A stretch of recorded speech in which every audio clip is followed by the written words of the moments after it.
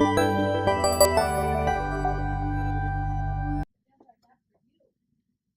hi, welcome back to Three Questions with Mary at Anderson's Bookshop. Something great about bookstores is that there's always somebody hanging around in a bookstore that wants to talk books. And oh my gosh, look who's here. It's Ben Ludwig. He's hanging around on the shelves.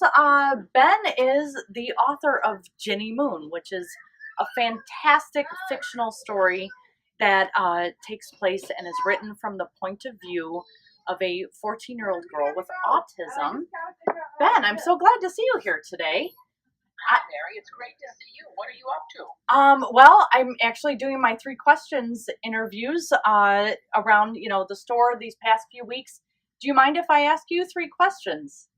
Oh, yeah, I'd love it. I was just reading my own book. I'm doing some research for a big YA event that I'll be doing this next week. But yeah, I've got some time. That'd be great.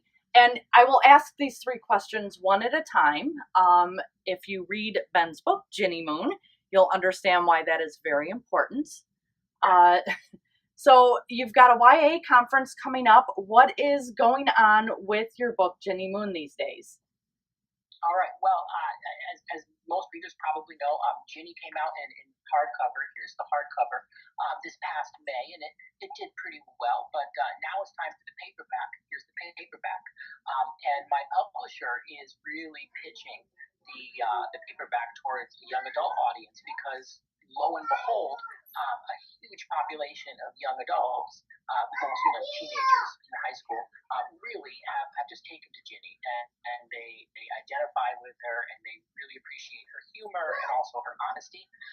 So the book is taking off in high schools, and I'm really excited to say that quite a few teachers here in my home state of New Hampshire, high school teachers, are starting to teach the book to their students. So it's great that the paperback's out, lower price. They can stock more copies in the classroom.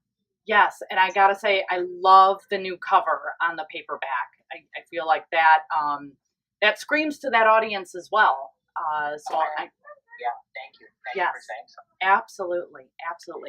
So I met you at an independent bookstore event, and I know you've done a lot of events in bookstores. What do you love about the bookstore scene? It's funny. I love two places more than any places in the world, and those are independent bookstores and, of course, libraries. And when I walk into a library, I'm surrounded by books, but I feel the need to be very quiet and, kind of go off and browse quietly and then read quietly by myself, maybe study. But in an independent bookstore, it's kind of like a party. You go in there and people are talking about books. Hey, what are you reading? Did you read this one? I got a new rec for you. And I just love that lively atmosphere. You don't go into an indie to be quiet and by yourself. You really go in to connect with the book world. So that's what I love about it. Just last night, I was in Winchester, Massachusetts, at a wonderful indie called Bookends, which is run by Judy Manzo. Do you know Judy? I don't know Judy yet. Oh, she's so cool. But, I walked in there, and like I said, it's a book party. No matter what time you go in, there's always people just laughing and chatting about books. It's the best place you could possibly be. That is so cool. And I love the same thing about it. And I'll have to look Judy up and we'll have to connect. I have one more question for you, and that is, what has been the biggest surprise for you about being a published author that you just didn't see coming? I'm so glad you asked this because I think about this all the time. I'm a public school teacher by trade. I've been teaching for years and years, middle school and high school English. But I've also been a writer. But until that moment when you actually have a book out, most writers don't really want to tell anybody that they're writing because it's almost like that fake job, that job that hasn't really panned out yet. So Yes. When I finally got published, I suddenly realized how comfortable and how wonderful it felt to be able to say, hey, I'm a teacher and I'm a writer as well, because then you have something to show. And I didn't really realize how very, I guess, kind of sheltered I had been about that, how closed. But it felt so good to be able just to say, yeah, I'm a writer. Here's my book. Yes. Um, Yes. and it really made me appreciate, like all these kids I've been teaching who've been writing for so long, and sometimes they're embarrassed to say it, but it does happen. It does happen. That is so cool. I love that answer, and I hadn't thought about that because I dabble in writing myself, but the difference between, oh, I like to write and I've got a book.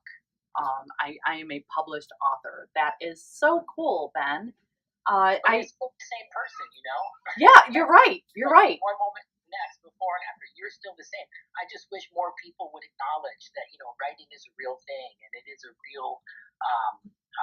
It's not just a hobby. It's something that really gives meaning to people's lives. You're right.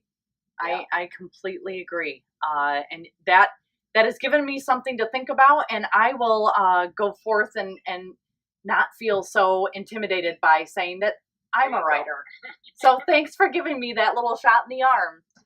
Well, Ben, you bet, Mary. I'm so appreciative that you took the time to hang out with us today, and I look forward to continuing to see where Ginny goes and hear about her adventures now that she's in paperback. So thanks again. Yeah, thank you, Mary, so much. Everybody, Anderson's Bookshop, go there. One of the best places in the world. I think so too. Thank you, Ben. Bye-bye. Bye.